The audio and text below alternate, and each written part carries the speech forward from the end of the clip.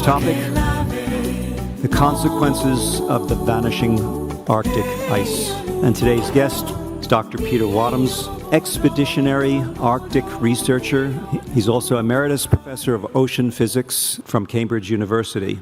Now, Peter has written a book recently, and in this he details his history in the Arctic, his experience there, his predictions, his concerns. Peter has been going under the Arctic ice pack for 40 years on nuclear submarines, pointing the sonar up to map the thickness of the ice, because from satellites you just see the extent, how much it's covering, how much area. Now, this is one of the maps that come out of this data, but it looks like a terrestrial map because it's upside down. That's essentially how it should be viewed. We're looking at the thickness or thinness of the Arctic ice. Here's another one. You're looking at a mountain range in the Sierras. No, you're looking at an undersea range of thick ice, multi-year ice. The multi-year ice is vanishing. What we've been doing over the last 40 years is measuring the ice thickness in the Arctic using submarines. And that really was what gave the clue to how rapidly the ice is retreating, because up until then, or up until we started doing this work, it was only possible to see the ice retreating from satellite data. Satellites show you the extent of the ice, they don't show you the thickness.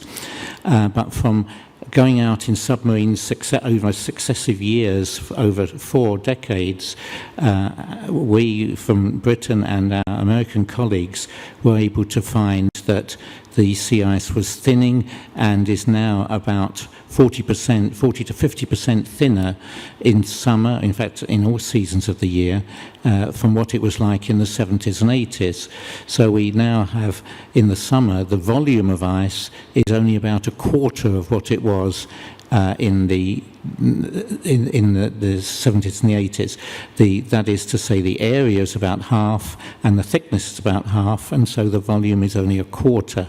Yes, this shows how the volume of the ice at the time of the minimum, which is September, has been declining in such a rapid way that it's going to reach zero very shortly.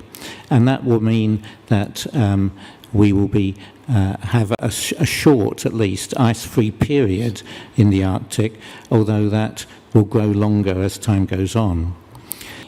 And already in the winter, we see that the ice is now unsafe for anybody to work on. We used to do our research in the Arctic in winter by landing on the ice, setting up camps which were maintained by aircraft, but now we find that there isn't enough ice that's free of cracks. This is a view of part of the Arctic pack ice in March, when it ought to be solid, and instead you've got this network of leads all over it. So you can't work now from ice camps, so you have to work from ships. So you have to freeze a ship into the ice, such as in this case was done 3 or 4 years ago, or using satellite-tracked buoys, and that's what we're doing mostly now, installing instrumentation in the ice and on the ice, which transmits data back by satellite and doesn't require human beings to be there. And a lot of that work is at the moment is being done in a European program called IceArc. So this is what the ice is now like in summer. Very, very weak, thin. You can see it's on the verge of disappearing altogether. There's a number of different effects that this has, that the retreat of sea ice isn't just a phenomenon that you heat, the climate warms, the sea ice melts, that's obvious, but that melt has further impacts, it has further feedback effects which make the overall global effect of sea ice retreat much worse than you would expect purely from the effect of the warming itself. In fact, calculations show that you're getting overall heating effect on the planet, which is at least 50% higher than the direct heating effect from the addition of greenhouse gas. We're getting a feedback which is speeding up global warming. So we're getting bigger feedback from the Arctic than from the CO2 in the atmosphere? Is that what you're saying? Yes, we're getting, we're 50% extra. That is. 50%. Not as large an amount, but it's an additional 50% Additional we didn't need.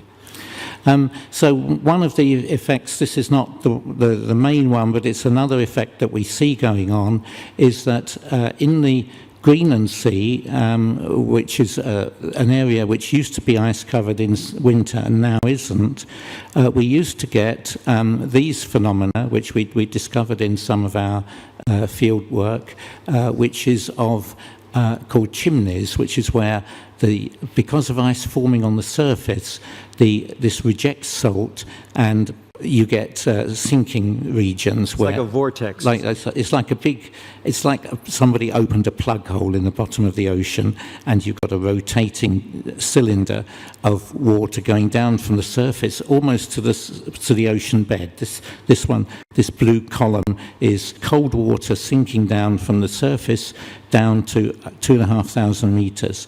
And after it sinks, it spreads out southwards into the Atlantic, and it forms part of an overall circulation called the global conveyor belt, the thermohaline circulation, and that helps to keep Europe warmer than it would otherwise be, because the Gulf Stream forms part of that circulation, and we're getting therefore a warmer climate in Europe than we ought to have. So this is the only effect of sea ice retreat that actually is cooling, is the fact that the circulation is slowing down because the ice is not forming in the Greenland Sea anymore.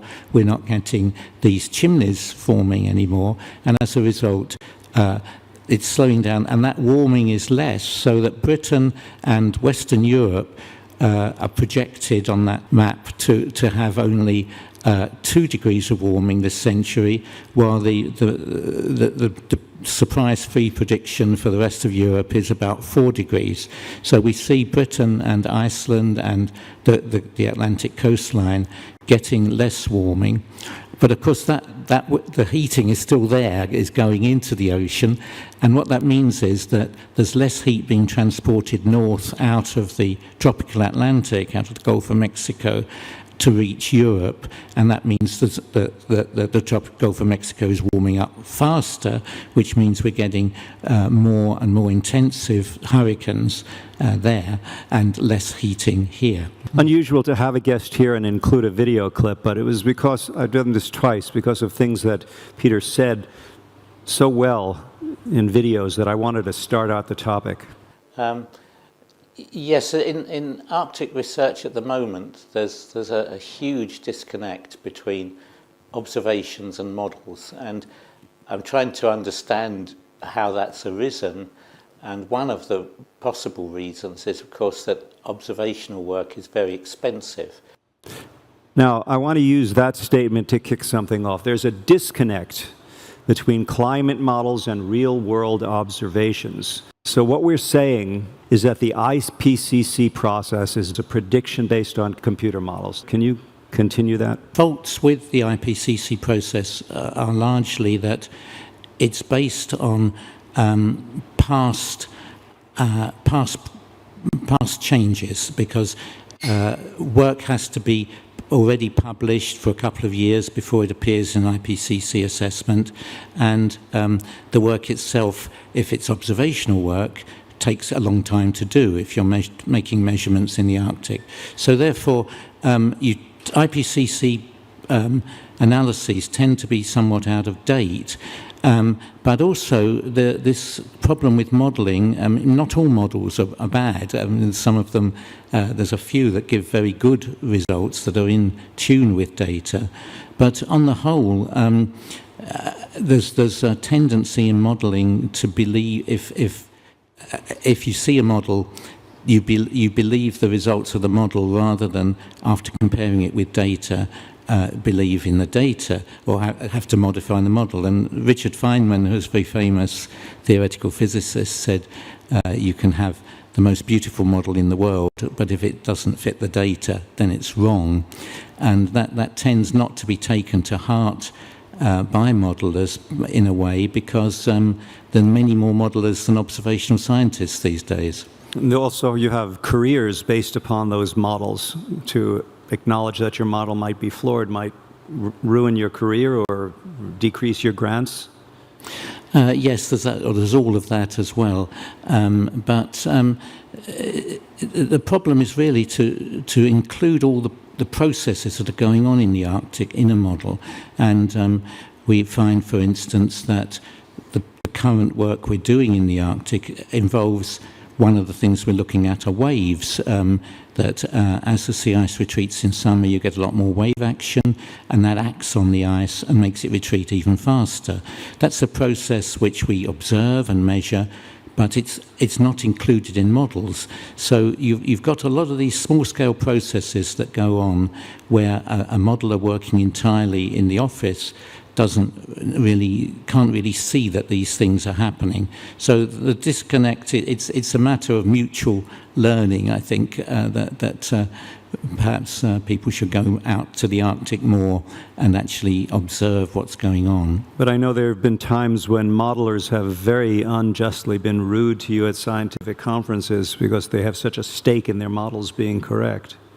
Well, that's certainly happened, yes. I think, Peter's somewhat more modest than I would be. I would rant about that, but that's okay. So we're talking, in my estimate, about a flawed IPCC process because it relies on the models too heavily. It's much more expensive to do the research, and it's difficult to factor in things that are happening that you don't see because you're not going there.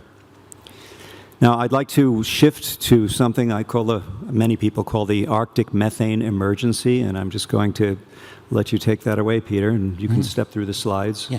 Okay. Well, this is one of the impacts of Arctic sea ice retreat that could be most serious. I mean, the ones that one I've already mentioned, the change in the albedo of the planet, the increased warming effect because the warmer. The melting is causing snowline retreat as well. That those are all, and the fact that the warmer air is causing sea level to rise more rapidly through causing a melting of the Greenland ice sheet. But the one that could be a real game changer and very nasty is the problem of offshore methane release. If you look at this map of the Arctic Ocean, you can see that the center of the Arctic Ocean is very deep water. It's about 4,000 meters deep, but there's a very wide fringe of shelves around the edge of the Arctic where the water depth is only 50 to 100 meters. So it's really like one of those swimming pools where you can, if you're a child, you can paddle around the edges and then you can dive into the deep bit. But in that shallow water, underneath it, there's a huge reservoir of methane. That's in the form of methane hydrates, which looks like ice but isn't. It's methane gas contained within a cage of ice, and the offshore methane was sitting there because it was capped by permafrost. That permafrost was left over from the last ice age, and it continued in place because with the sea ice covering the ocean even in summer, the water temperature never rose above zero, and so the permafrost never melted. Now the sea ice is retreating, we find that the water warms up to 5 degrees or more during the summer, and as a result, this cap of permafrost is melting and releasing methane from the sediments up to the surface. So we see every summer we go up there are more and more big plumes of methane coming up from the seabed being released into the atmosphere. So the methane in the atmosphere, the total amount of methane in the atmosphere, in the current atmosphere, it's about 5 gigatons.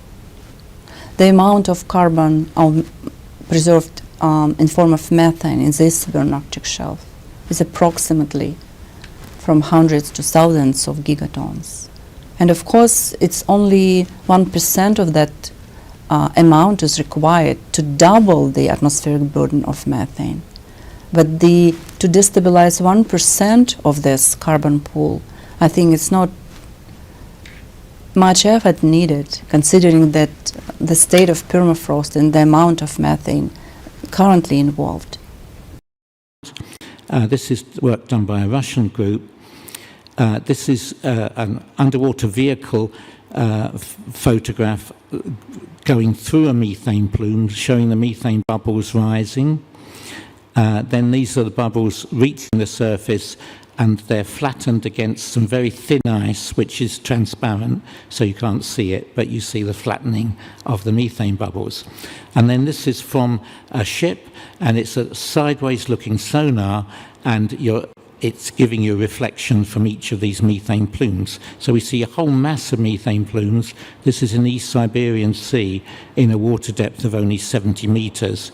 So at 70 meters, all the methane comes out into the atmosphere, whereas if the water depth were much greater, some of the methane would dissolve. That's the most alarming part of that message. If this methane comes out, if there's a burst, and one of your colleagues, Dr. Shakova, is estimating that there's a 50 gigaton burst underway right now. It's a very, very difficult thing to quantify because we don't know, we just don't know. But we should be planning, we should be thinking about that. Because that 50 gigatons of methane would more than double the carbon equivalent content of the atmosphere from 400 to from 800 to 1,000 parts per million. I'm losing it. I want to shift to a little bit more speculative. Do you think our children have a future? Our children have a future only if we take action now. And my fear is that the current generation of world leaders, politicians, I won't call them statesmen because they're not, is too cowardly to take any action now, because any action would involve such a large disruption of our present way of life that they don't want to take it because they might not get re-elected.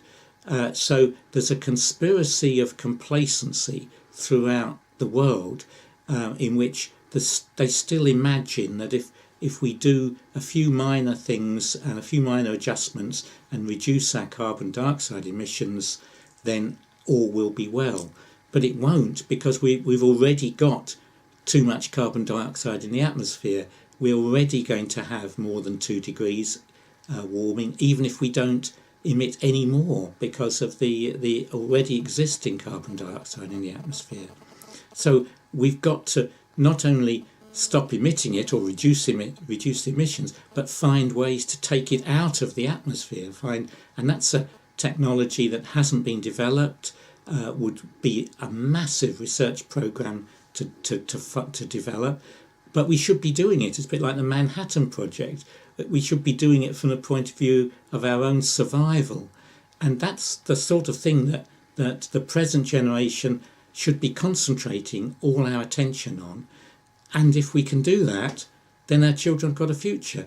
Now, Peter, I don't know if you want to amplify or back away from those comments. This interview was given before the Paris Agreement, so I was pleasantly surprised by the progress that was made in the Paris Agreement. I thought at that time that there simply wasn't going to be any agreement that would slow anything down. In theory, the Paris Agreement does give that possibility, and hopefully if it's strengthened by successive meetings like this one, then things we won't be able, as I would still say, we're not going to keep to the 2 degrees because we're already there, and my feeling is we're going to have to go to direct air capture or geoengineering to be able to technically reduce carbon dioxide levels. We're not going to be able to do it by reducing our emissions because we've already got too much in the atmosphere. So in that sense, I'd agree with my previous remarks, but the feeling that politicians are not prepared to do anything has been, I guess, pleasantly changed by the Paris Agreement. An agreement which may be severely undermined by the change in administration in the United States. I still feel that there's a compromise going on there because the governments are still too beholden to economic interests. They got to keep their economies growing. It's hard to do what we need to do if you're trying to also keep your GNP, your GDP growing exponentially. That's the conflict that I see in society. I want to thank you very much, Peter. I want to thank you all for coming. Again, here's my email address. We're going to be followed by another Climate Matters show where Peter and his wife, Maria Pia Casarini, who's with us in the audience, will come up and discuss the Arctic further. You're most welcome to stay. And thank you very much. Again, we've come to you from COP22, Conference of Parties in Marrakesh, Morocco. Thank you.